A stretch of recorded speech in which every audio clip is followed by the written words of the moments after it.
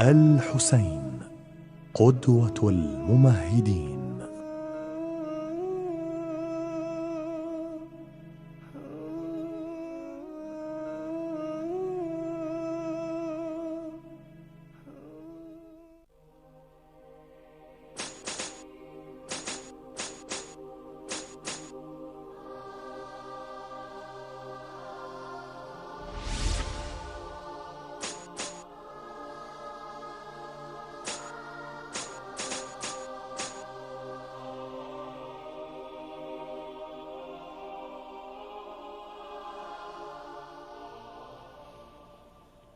بسم الله الرحمن الرحيم، والحمد لله رب العالمين، والصلاة والسلام على أشرف الأنبياء والمرسلين محمد وعلى آله الطيبين الطاهرين.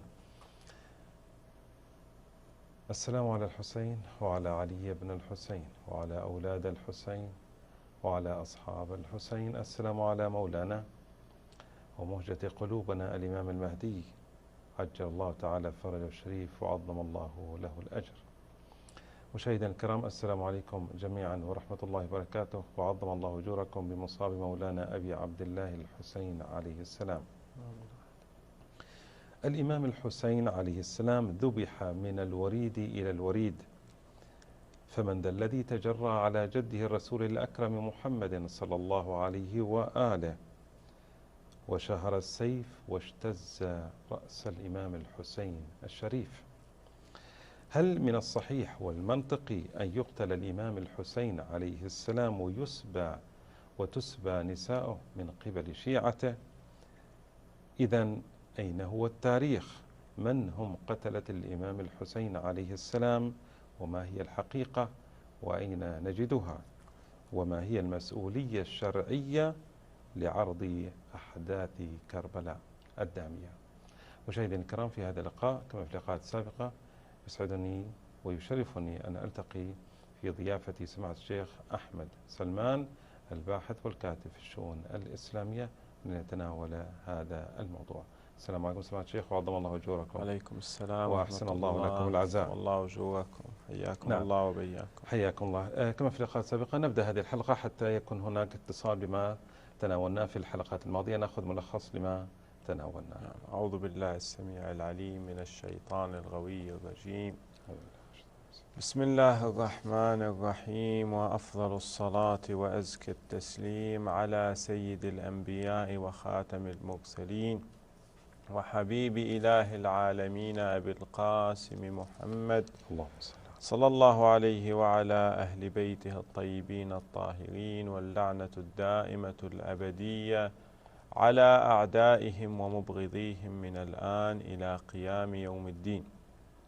كان الكلام في الحلقة السابقة عن الهوية العقدية للجيش الأموي.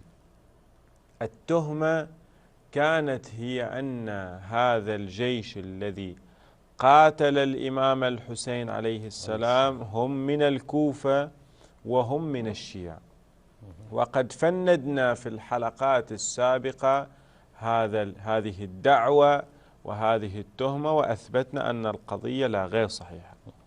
في الحلقة السابقة تعرضنا إلى أن هذا الجيش هم من النواصب، من الذين ينصبون العداء لأهل البيت عليهم السلام، ونقلنا قسما من النصوص التي تثبت هذا الشيء.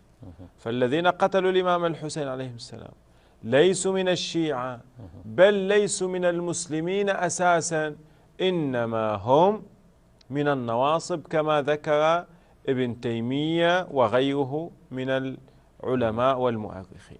أحسنتم. طيب، إذا عرفنا الآن بأنه كما ذكرتم بأن الكوفة ليست شيعية بالتمام، وأيضا بأن الجيش ليس من الشيعة بل من النواصب، يعني الآن أعتقد يعني نحن بحاجة والمشاهد بحاجة إلى جواب مباشر في من قتل الإمام الحسين عليه السلام، من هم؟ نعم، جيد جدا. طبعا هذه المقدمات التي ذكرناها على مر الحلقات السابقة الغرض منها التأصيل والتأسيس للجواب النهائي، وهو من هم قتلة الإمام الحسين عليه السلام. الآن دفعنا الشبهة. نعم. الآن نأتي إلى الزبدة. من الذي قتل الإمام الحسين؟ طبيعي أي جريمة تقع في أي دولة وارتكبها جهاز هذه الدولة المسؤولية تحمل رأس الهرم. هذا أمر معروف بين العقلاء وبين عامة الناس.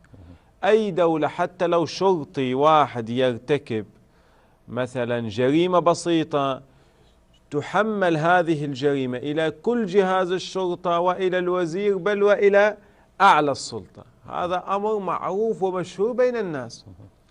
نحن نجد في بعض الدول المعاصرة ربما تستقيل بعض الحكومات بسبب خطأ. نعم. بسبب خطأ فردي. نعم. فكيف بجيش كامل قوامه 30,000 مقاتل يخرج لقتال الإمام الحسين عليه السلام؟ التي تتحمل الجريمة وتتحمل هذا الوزر هي الدولة الأموية، وعلى رأسها الخليفة في ذلك الوقت يزيد بن معاوية. بالرغم أنتم ذكرتم في أحد الكتب في الحلقات الأولى ربما بأن أحد الأساتذة الأزهر الشريف يعني يأخذ الجانب العكسي، يعني نعم. هو يتهم الإمام الحسين عليه السلام هو من أثار وأنه قام لأمر هو كان يشتهيه. أحسنت. وسيأتي نعم. الكلام في الحلقة حمل المسؤولية للإمام الحسين عليه السلام. في الحلقة التي ستأتي سنعرض لعله 10 من الذين قرأوا ثورة الحسين بهذه القراءة. المشاهد لا يستعجل، سيرى العجب العجاب. على كل حال، فالذي يتحمل القضية يتحمل وزر هذه القضية أولا هو يزيد بن معاوية. وهذا ليس كلامنا. إذا رجعنا إلى كتب التاريخ، الكتب التي ترجمت ليزيد، نجد أنها ذكرت هذا الشيء. الذهبي في سير أعلام النبلاء عند ترجمته ليزيد هو يقول قوله كان قويا شجاعا ذا رأي وحزم وفطنة. ما أدري رأيه قتل الحسين، حزمه قتل الحسين، وفصاحة، وله شعر جيد. هنا أتمنى من المشاهد أن يركز، هنا موضع الشاهد. وكان ناصبيا. هذا يتطابق مع النتيجة التي وصلنا لها في الحلقة السابقة من أن الجيش الذي قتل الإمام الحسين هم النواصب. كان ناصبيا فظا غليظا جلفا يتناول المسكر ويفعل القبيح. هنا افتتح دولته بمقتل الشهيد الحسين واختتمها بواقعة الحرة فمقته الناس ولم يبارك في عمره. إذن الذهبي، وهو كما يعبر البعض هو مؤرخ الإسلام، من أعظم مؤرخ الإسلام، الذهبي يعترف أن يزيد كان ناصبيا بحسب تعبيره وهو الذي قتل الإمام الحسين. عالم آخر من كبار العلماء وهو الآلوسي، وهو مفسر من كبار مفسر أهل السنة والجماعة، واقعا تفسيره قيم. ماذا يقول؟ قال وعلى هذا القول، طبعا كلام طويل في يزيد وهو حديثه أصلا حول إسلام يزيد من الأسف. قال وعلى هذا القول لا يتوقف في لعن يزيد لكثرة أوصافه الخبيثة وارتكابه الكبائر في جميع أيام تكليفه، إلى أن يقول والطامة الكبرى أعظم ما فعله يزيد، والطامة الكبرى ما فعله بأهل البيت ورضاه بقتل الحسين على جده وعليه الصلاة والسلام واستبشاره بذلك وإهانته لأهل البيت مما تواتر معناه وإن كانت تفاصيل أحد. شنو قيمة هذا الكلام؟ لا يأتي إنسان يقول والله جئني بحديث صحيح أن يزيد قتل الحسين، جئني بحديث صحيح أن يزيد أمر بقتل الحسين. الآلوسي الذي هو من العلماء الكبار يدعي تواتر هذه القضية. العجيب بل لعله الشيء المؤلم، واقعا أمر مؤلم، أن يتصدى إنسان في هذا الزمن وفي هذا العصر للدفاع عن يزيد. أنا أريد أن أعرض على المشاهد الكريم هذا الكتاب لأنه واقعا من الكتب التي تبين عظم التأثير الأموي. كتاب بعنوان يزيد ابن معاوية الخليفة المفتى عليه، كتاب يؤلفه شخص معاصر. الغرض من هذا الكتاب ماذا؟ الدفاع عن يزيد، بل الاستماتة في الدفاع عن يزيد بن معاوية. كتاب كامل. فقط أريد أن أقرأ قسما من المقدمة، أول صفحة في هذا الكتاب. عجيب يعني هذا الأمر، طبعا يعني من باب واقعا من باب النكتة. في المقدمة جاء بأحاديث اعتبرها من مناقب يزيد. في أول صفحة الحديث الأول ما هو؟ لا يزال هذا الدين عزيزا منيعا إلى 12 خليفة كلهم من قريش. يعني هو يعتبر يزيد من الخلفاء ال12. في المقدمة الصفحة الخامسة: بسم الله الرحمن الرحيم، وبه أستعين، والصلاة والسلام على سيد المرسلين. لا يوجد لا آل ولا أصحاب، فقط. وبعد، فيزيد بن معاوية بن أبي سفيان القرشي الأموي من بني عبد مناف بيت رسول الله صلى الله عليه وسلم. عجيب، أصبح يزيد هو من أهل البيت، وهو سادس خلفاء الدولة الإسلامية. سبقه 5 كلهم من الصحابة الأبرار، وجاء بأسماء ال5 إلى أن قال الخامس: ومعاوية خال المؤمنين وكاتب الوحي، وحي رسول الله ورأس قريش. ولحق بهم يزيد وهو أول الخلفاء التابعين. جاءته الخلافة بيعة، يعني خلافة شرعية، ووردت فيه وفي أهل زمانه وأحوالهم مناقب صريحة في السنة النبوية. أصلا يزيد ممدوح، النبي مدح يزيد، وكان له فضل في فريضة الجهاد والغزو والفتح ومقارعة خصوم الإسلام والمسلمين، وله أخلاق مجيدة مشهودة من الفقه. لا أدري أي فقه.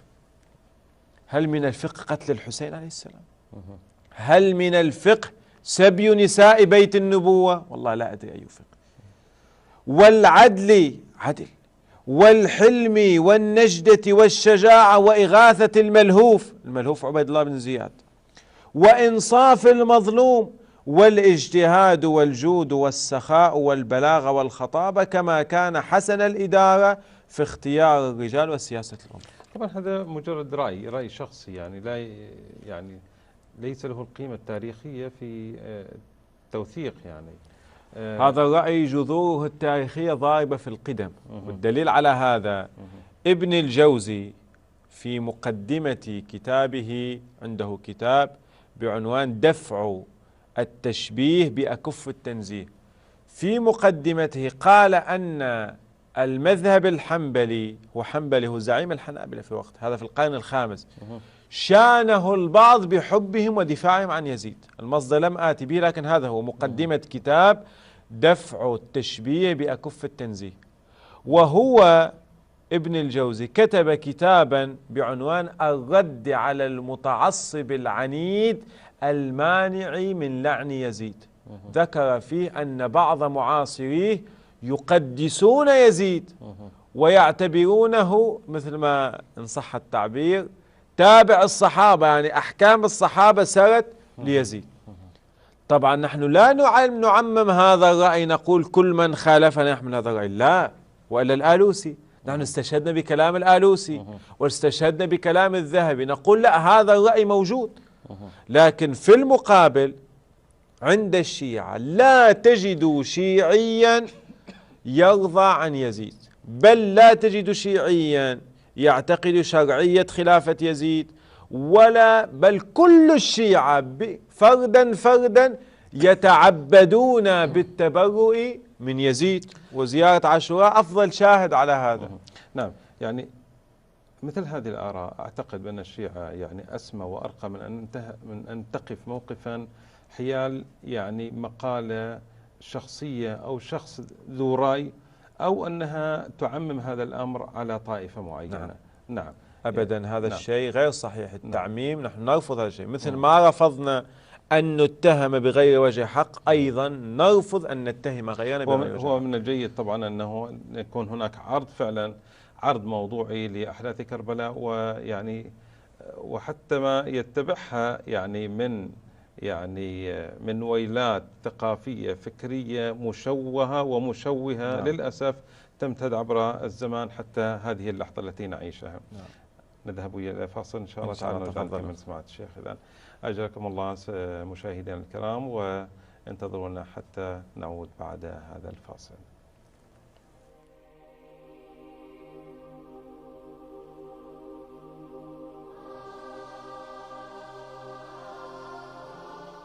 لقد تأخرت أيها القاصد، ما سبب تأخيرك 3 أيام؟ كان الخليفة حزينا ولم يأذن لي بزيارته. دفع الله عنه الشر، ما سبب تألمه؟ لقد كان في عزاء موت عزيز عليه وكان حزينا جدا. من المتوفى؟ أبو قيس. أبو قيس قرد الخليفة؟ أجل يا أمير، أبو قيس لم يكن مجرد قرد، إنما كان أنيس أمير المؤمنين يا أمير. أبو قيس كان أقرب صديق له.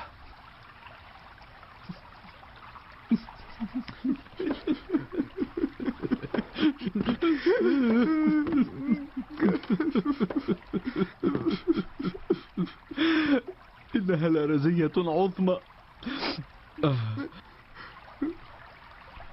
كيف رحل الفقيد أبو قيس إلى رحمة الله؟ حضرتكم تعلمون أن أبا قيس كان فارسا ماهرا، وفي إحدى مباريات الفروسية سقط عن الفرس ومات.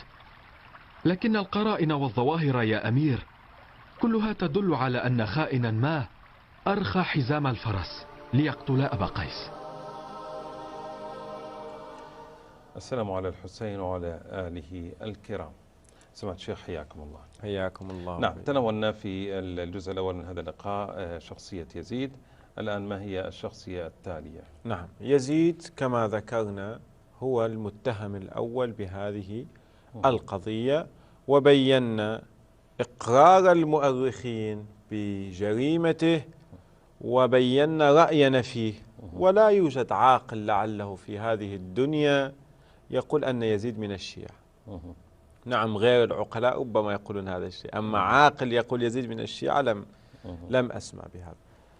نعم، هناك شخصيات مجمع عليها أنها شاركت في قتل الحسين عليه السلام. مثلا إذا نرجع إلى الكامل في التاريخ لابن الأثير، وقد ذكرنا هذا الكتاب وذكرنا هذا المورد، ذكر مقتل الحسين عليه السلام باقتضاب. قال: وجاء عمر بن سعد على ربع أهل المدينة.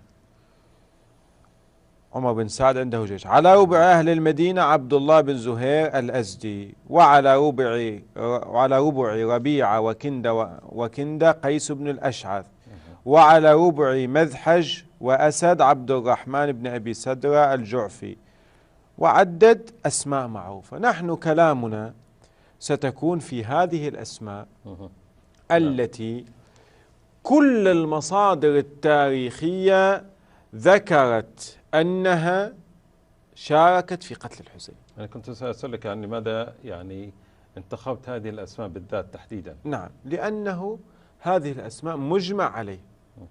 نعم، هناك أسماء اختلف هل هي شاركت أو لا. لا، نحن لن نتعرض لهذه الأسماء، سنتعرض إلى الأسماء المجمع عليه. طبعا إذا ذكرنا أنه الجيش 30,000 سنتحدث عن يعني قواد هذا الجيش. نعم، القادة.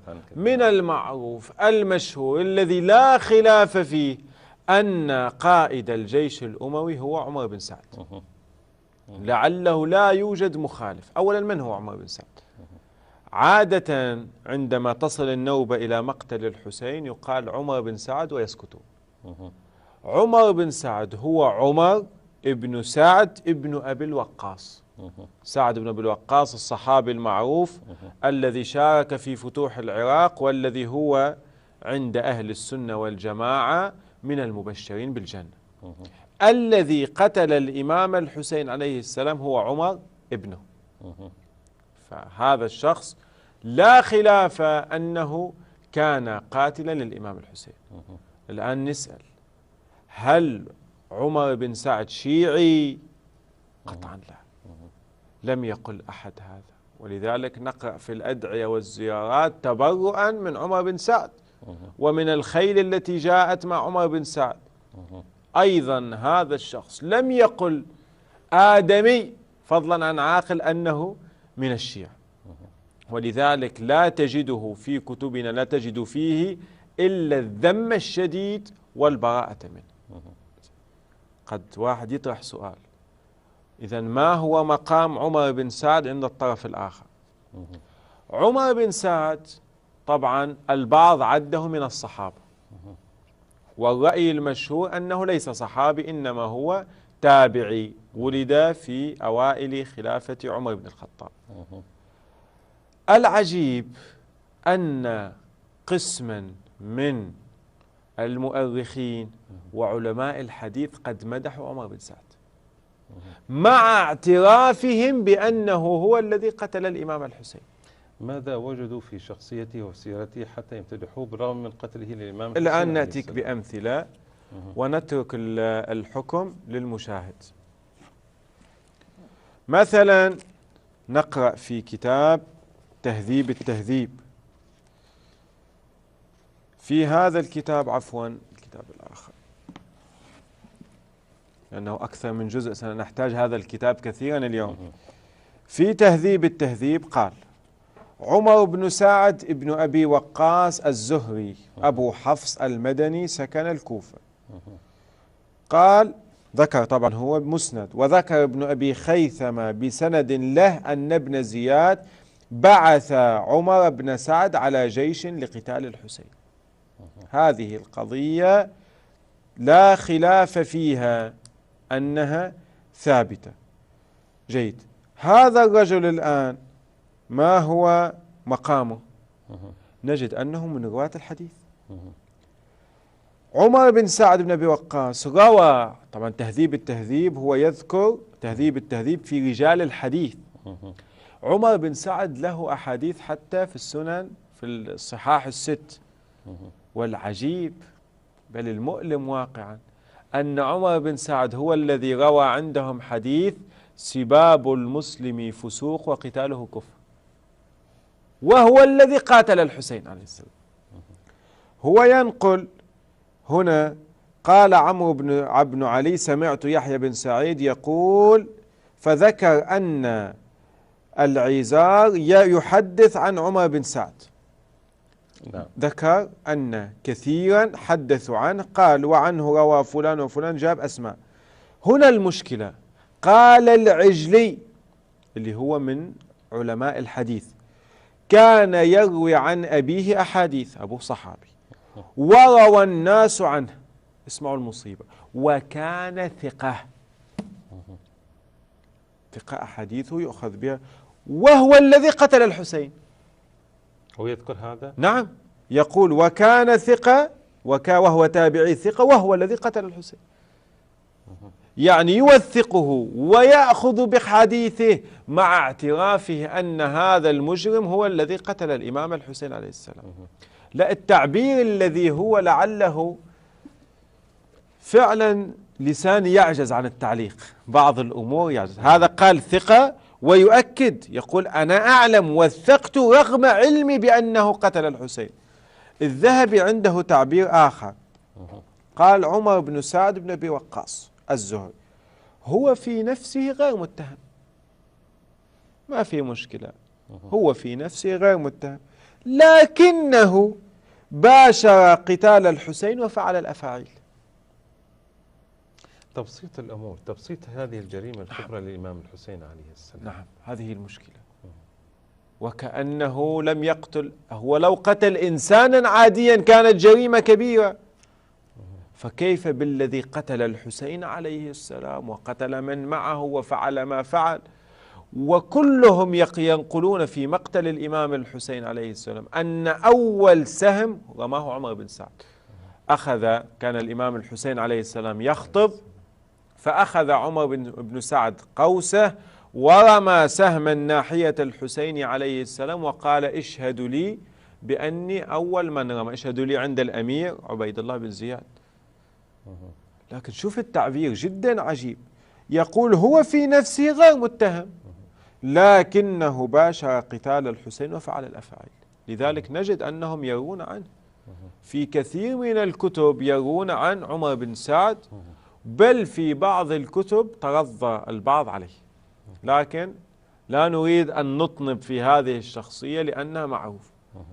الآن هل يمكن أن يقول عاقل أن عمر بن سعد شيعي؟ نأتي إلى كتب الشيعة لا نجد إلا الذم والقدح والبراءة منه، ونأتي للكتب الأخرى نجد المدح والتبرئة بل ورواية الحديث عنه. الغريب في الأمر يعني مثل هؤلاء المؤرخون أن يقفوا هذا الموقف المعاكس والمضاد لشخصية النبي الأكرم محمد صلى الله عليه وسلم في تدوينهم وتوثيقهم للتاريخ. نعم. يعني الشخصية الأولى هي شخصية النبي وهو أولى من المؤمنين بأنفسهم، فبالتالي يعني كان ينبغي على المؤرخ والموثق أن يكتب باحترام وإجلال للنبي الأكرم صلى الله عليه وسلم لأنه يتبع للنبي، يتبع سنن النبي، يتبع هدي النبي، وهو مسلم بفضل النبي صلى الله عليه وسلم. فبالتالي النبي أتى للعدالة، لنشر العدل ونبذ الظلم. فإذا يعني كيف يقف هذا المؤرخ أو ذاك المؤرخ أو ذلك الكاتب في موقف يعني لا يوصف بأقل بأنه تحدي ومواجهة للنبي صلى الله عليه وسلم. هذا تشخيصك، المشكلة هي خلط المفاهيم. هذا التشخيص العام من لا الناس. سيأتي الكلام، وأعد المشاهد العزيز بهذا، أنهم اعتبروا أن قتل الإمام الحسين عليه السلام هو إقامة للعدل. اعتبروا أن قد تعرفون العبارة المعروفة قتل الحسين بسيف جده. هم اعتبروا أن قتل الحسين هو العدل وهو الأمر الذي حث عليه النبي صلى الله عليه وآله، لأن قتله لأنه خرج عن الجماعة. فهؤلاء وإن لم يصرحوا بهذا الموقف، إذا احتجنا لبحث مثل هذا البحث من قتل الإمام الحسين عليه السلام فنحتاج بحث آخر أيضا يعني نبحث فيه هذه المفاهيم المعكوسة التي نعم. يعني للأسف وضعت في قالب يعني ليست قالبها. نعم للأسف الشديد. تفضلوا. فهؤلاء كثير منهم يحمل هذه الفكرة أن الحسين خرج بسيف جده، لذلك لم نجد إدانة لقتلته، إدانة لقتلته بخصوصهم لم نجد. نعم هناك أصوات مثل عمر بن سعد، هناك بعض أعلام أهل السنة والجماعة وأئمة الحديث عند أهل السنة والجماعة قد استنكروا الرواية عنه، وهؤلاء يعني موقفهم فعلا يشهد لهم. البعض قال ويحك كيف تحدثني عن رجل اشترك في دم الحسين. نعم موجود هذا الصوت، لكن للأسف الصوت الثاني هو الذي يطغى سواء بالتصريح أو بالتلميح. على كل حال الشخص الثاني الذي اشترك في دم الإمام الحسين عليه السلام ولا خلاف فيه هو عمر بن سعد وانتهينا منه. الشخصية الثالثة ولعلها الأشهر بين الشيعة ومتفق على أنها اشتركت في دم الإمام الحسين عليه السلام عند أهل السنة والجماعة، شخصية شمر ابن ذي الجوشن الضبابي. هذا الرجل لعله كان أشد الناس على الحسين وعلى أصحاب الحسين. عندنا في رواياتنا هو الذي باشر قتل الإمام الحسين عليه السلام. وفي كتب التاريخ الأخرى البعض اختلفوا، البعض قال خولي بن يزيد، البعض قال سنان، لكن بالنهاية الأمر المباشر والذي حث الناس على ذبح الإمام الحسين عليه السلام هو الشمر عند الشيعة ما هو؟ قطعا كل الشيعة يلعنون الشمر، يتبرؤون من الشمر، بل لا قيمة له عندهم، يشهدون له بالنار. شيء. الآن في كتب التاريخ الشمر من هو؟ الشمر أيضا هو تابعي، والده ذي الجوشن كان صحابيا اسمه شرحبيل، ولم يعرف شيء عن سيرة والده، يعني سيرة موسعة لوالده لم يعرف، لكن الذي عرفت سيرته هو الشمر. الشمر ماذا كان عند الطرف المقابل؟ نفس عمر بن سعد. الشمر كان من رواة الحديث، بل من الذين حمل عنهم العلم. نقرأ مثلا في سير أعلام النبلاء للذهبي، في هذا الكتاب الذهبي في ترجمة أبو إسحاق السبيعي. أبو إسحاق السبيعي هذا الرجل من كبار الرواة، لعل أحاديثه في الصحيحين تفوق 100 أو 200، يعني أحاديثه جدا كثيرة. الذهبي نقل تعريفا بأبي إسحاق السبيعي، ثم عرج عن الأشخاص الذين روى عنهم، قال روى أيضا عن فلان وفلان، إلى أن يقول وروى عن الحارث الأعور وهبيرة ابن مريم وشمر ابن ذي الجوشن. يعني شمر هو أستاذ وشيخ لأبي إسحاق السبيعي الذي هو من رواة الصحيحين وبقية الكتب. الذهبي يعلق في آخر هذا السرد، قال وخلق كثير من كبراء التابعين تفرد بالأخذ عنه. يعني الشمر معدود من كبار التابعين، مو تابعي عادي، لا، الشمر من كبار التابعين الذين حمل عنهم العلم. جيد. قد تسأل هل توجد روايات للشمر الآن موجودة؟ أخذ هذا الجواب بعد هذا الفصل إن شاء الله الشيخ إن شاء الله تعالى. إذا مشاهدينا الكرام، عظم الله وجهكم الأجر، انتظرونا بعد هذا الفاصل الحسيني.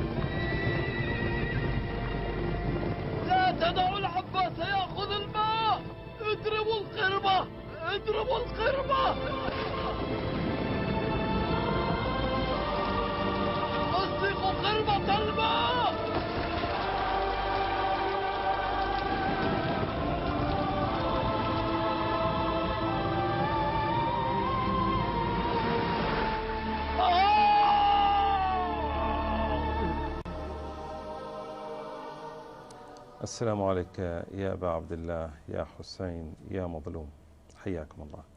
حياكم الله سماحة الشيخ وعظم الله وجهكم. حياكم الله وبياكم. نعم، ونحن نتحدث في شخصية شمر قاتل الإمام الحسين عليه السلام.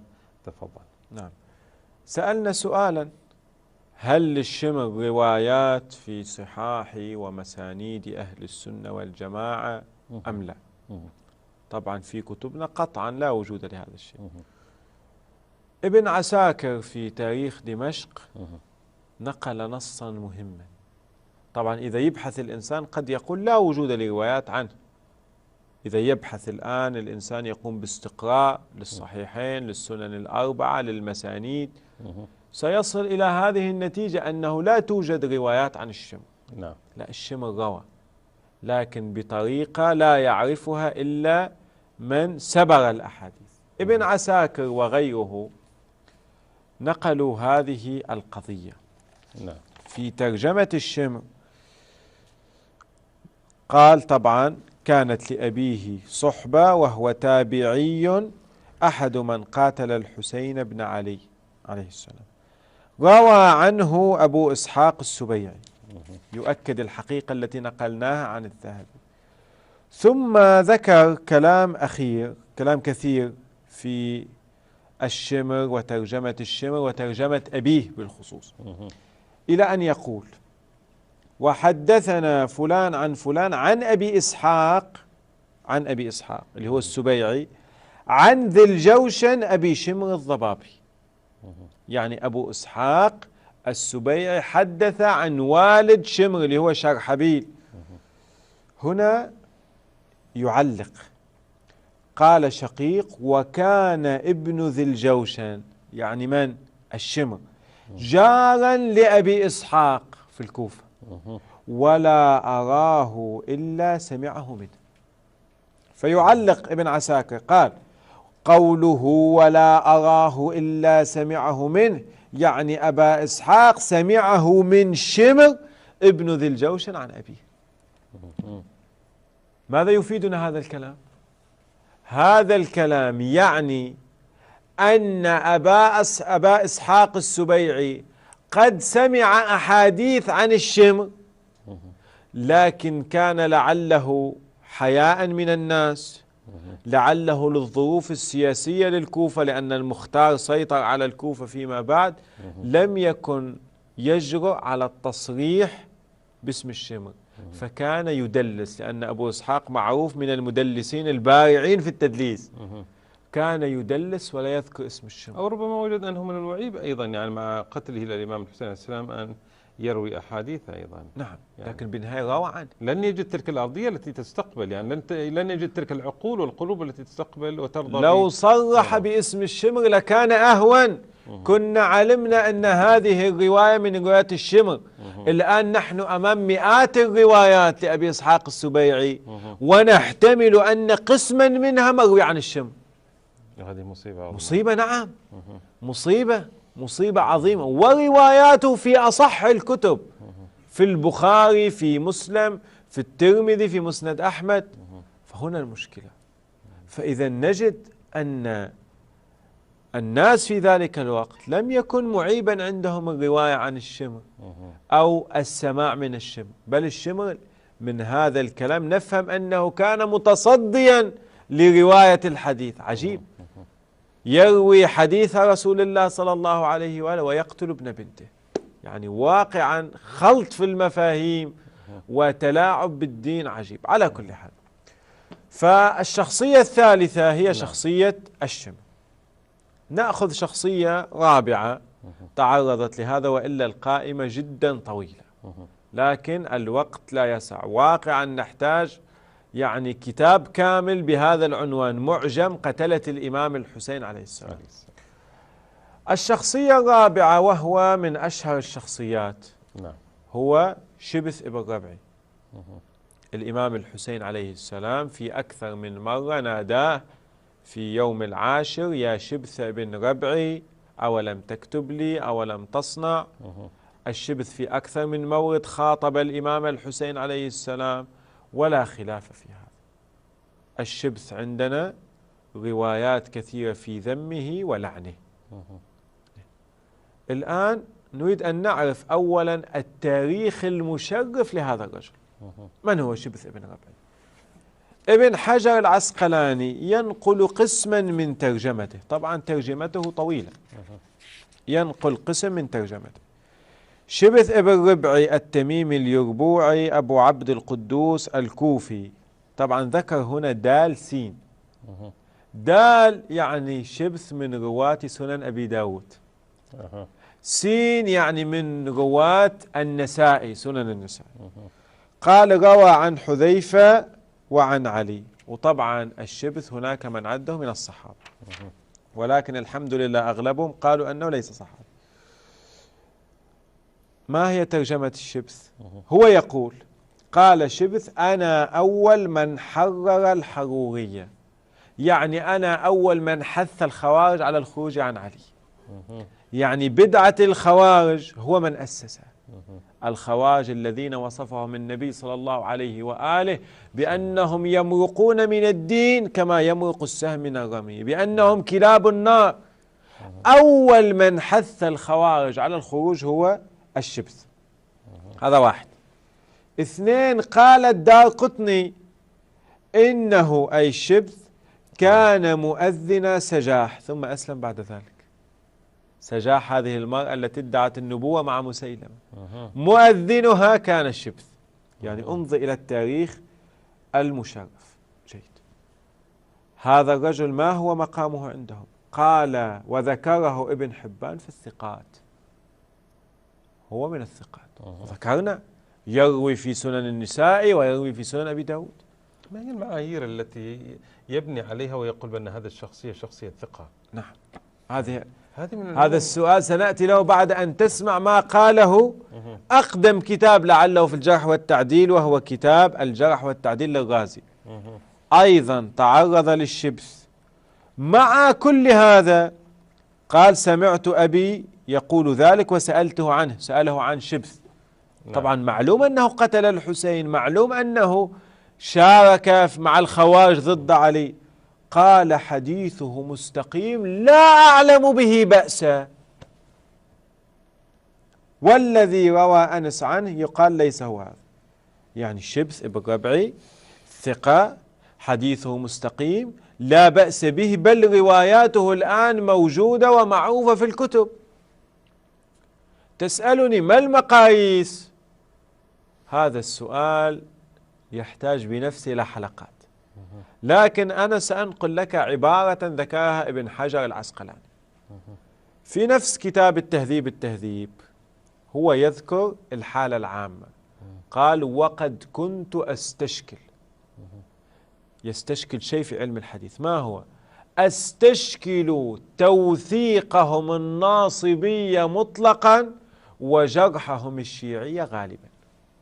هذا الواقع. ثقة مستقيم الحديث لا بد أن يكون في شيء من النصب. يعني هذا هو سؤال استنكاري، يعني لماذا كل هذا الميل لأعداء الإمام الحسين عليه السلام؟ والأكثر الاستنكار هو مع هذا الميل ومع هذا الوضوح الشيعة يتهمون أنهم هم الذين قتلوا الحسين. يعني لا يوجد شيء أوضح من هذا. أعتقد من يتهم الشيعة بقتل الإمام الحسين عليه السلام، أعتقد بأنه يعني ولو أني لا أريد أن أدلي بأي رأي شخصي، ولكن يعني عامة يعني المسلمين ربما يقولون بأنه من يدعي ويوجه التهمة وهذه الفرية ضد الشيعة يعتقد بأن هذا الشخص يعني يعتقد بطريقة أو بأخرى بأن قتلة الإمام الحسين عليه السلام يعني قتلة إجرامية، ومن قام بقتل الإمام الحسين عليه السلام يستحقون المحاكمة والعقاب. وبالتالي يعني ربما أيضا يرى من العار أنه يصنف على هذه الشريحة مثلا. جيد، هذا إذا كان نعم. يعتقد أنه لا بد محاكمته. ولكن هذه المكابرة التي نجدها عند بعض الكتاب بعض المؤرخين للأسف الشديد، طبعا هناك ربما يكون أيضا يعني رؤية معينة تجاه الشيعة، وهذه لها بعد يعني سياسي ويعني فكري للأسف الشديد. نعم، هذا ما ذكرناه في الحلقة السابقة. تعالوا إلى كلمة سواء. نحن أولا نتفق على تجريم قتل الحسين عليه السلام، لأنه هذا تجريم قتل الحسين أمر غير متفق فيه عليه. بعض الأصوات لا قالت أن قتله أمر شرعي، والبعض قال مثل ما ذكرنا ومثل ما سيأتي أنه قتل بسيف جده. هذا أول نقطة. ثاني نقطة، دعنا نترفع عن المذهبيات وعن التصنيفات، نترك هؤلاء لا نصنفهم على أي جهة، ونتفق على إدانتهم بغض النظر عن خلفياتهم الدينية والمذهبية. عمر بن سعد قائد الجيش الأموي نتفق على أنه مدان. شمر بن ذي الجوشن نتفق أنه مدان. شبث ابن ربعي نتفق أنه مدان. حجار ابن أبجر. للعزيز المشاهد هذه أمثلة فقط. يعني سمعت الشيخ جواب أيضا أريد جواب مباشر وصريح. يعني وأنت يعني أحد طلبة العلوم الدينية الحوزوية وتمثل الرأي الشيعي. الآن المدرسة الشيعية أيضا لو اتضح من خلال أحد الباحثين مثلا الدارسين أثبت بأنها شخصية من هذه الشخصيات أنه شيعي وينتمي للمدرسة الشيعية، هل تتبرؤون منه بشكل واضح وجلي؟ نعم. أم راح يعني يكون في نوع من كما يقال نوع من يعني التبرير مثلا. لا طبعا هذا فرض محال، لكن لو حصل هذا أصلا بمجرد أن يقدم الشخص على هذا الشيء يعتبر ملعونا ويرتد عن الدين ويخرج عن الدين أصلا فضلا عن التشيع. نحن عندنا الآن مثلا بمجرد أن ينكر الإنسان عصمة الإمام الحسين عليه السلام يخرج عن التشيع. بمجرد أن ينكر الإنسان مثلا إمامة الإمام الحسين عليه السلام يخرج عن التشيع، فكيف بمن يقتل الإمام الحسين؟ نحن عندنا أعظم من هذا، من سمع واعيتنا أهل البيت ولم ينصرنا أكبه الله على منخريه في نار جهنم. ربما البعض يأتي ويقول شيخنا العزيز ربما هذه الشخصيات أو تلك الشخصية كانت في الدائرة الشيعية حتى جاءت لحظة القتال في كربلاء، وبعد أن تم قتل الإمام الحسين عليه السلام أنتم الشيعة جئتم وقلتم بأن هؤلاء ليسوا من الشيعة وأوجدتم بعض المبررات. أحسن. ماذا تقول؟ طبعا نحن قدمنا البحوث السابقة هي بحوث تأسيسية لكي لا يقال هذا الكلام. مثلا البعض في بعض القنوات يقولون الشمر شيعي، والدليل على تشيعه أنه كان يصلي خلف أمير المؤمنين عليه السلام ويحارب ضمن جيش أمير المؤمنين. نحن قدمنا أن أمير المؤمنين ليس كل من بايعه بالخلافة وقاتل معه وصلى خلفه وشيعي. أثبتنا هذا الشيء بالأدلة. وبينا أن التشيع على قسمين، تشيع بالمعنى الأعم وتشيع بالمعنى الأخص. من يدعي أن الشمر مثلا شيعي عليه أن يثبت، هو عليه الإثبات. كونه كان من ضمن جيش علي عليه السلام أو من الذين يصلون خلف علي لا يعني أنه شيعي. وقد أثبتنا هذا بالأدلة الواضحة. ولا يبرر أيضا يعني أن القبول به يعني على أنه قتل الإمام أو شارك في قتل الإمام الحسين عليه السلام لا تشفع له صلاته وراء أمير المؤمنين عليه السلام. انتهى. ونحن عندنا في تاريخنا الشيعي نماذج واضحة، مثلا عبد الله الأفطح هو أخو الإمام الكاظم ومن أهل البيت، بمجرد أن ادعى الإمامة تبرأنا منه. الآن في الحكم الشرعي بشكل عام لدى المسلمين إذا شخص عادي أي شخص كان قتل شخص آخر متعمد مع سبق الإصرار، ما هو حكمه الدنيوي والأخروي سمعت الشيخ؟ حكمه الدنيوي طبعا هذا ارتكب كبيرة من أعظم الكبائر، وحكمه الدنيوي أن يقام عليه الحد وهو القتل، النفس بالنفس، وحكمه الأخروي جهنم. هذا هو الواقع. شكرا جزيلا سماحة الشيخ، أتمنى إن شاء الله تعالى يتقبل هذا العمل لك ويجعله ذخرا لك في الآخرة. الله يحفظكم إن شاء الله جميعا. مشاهدينا الكرام، في نهاية هذا اللقاء نرفع حر التعازي جميعا إلى مولانا الإمام الحجة المنتظر عجل الله تعالى فرجه الشريف بمصاب جده الإمام الحسين عليه السلام. السلام على الحسين وعلى آل الحسين. شكرا للمتابعة، في أمان الله. أحسنتم، جزاكم الله.